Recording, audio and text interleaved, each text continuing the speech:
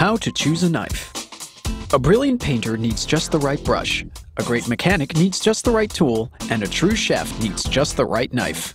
Choose wisely and half your work is done.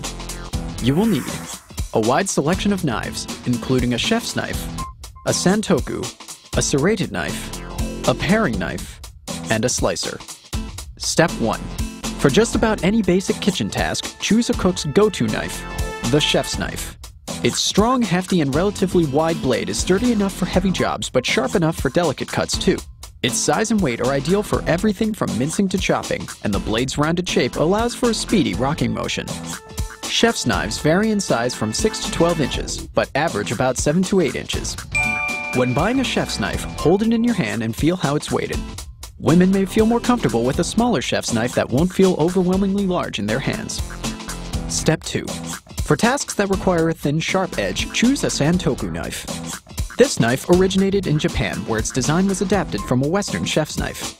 The result? A shorter, thinner blade perfectly suited for cutting vegetables and even fish. Many Western-made santokus have small scallops on their blades that create air pockets to reduce friction when cutting. Step 3. To cut through the skins of juicy fruits like tomatoes and plums without damaging their delicate flesh, choose a serrated knife.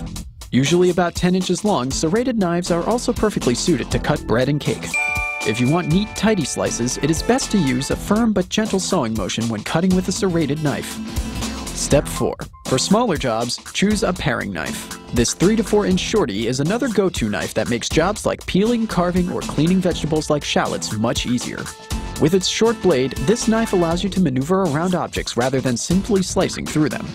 Step 5. If you love to cook meat, choose a slicing knife. Its long, narrow blade makes it ideal for carving picture-perfect slices. But herbivores find it useful too.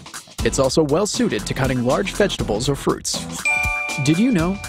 According to TSA regulations, all knives except for plastic or round-bladed butter knives are prohibited from being carried onto domestic and international flights.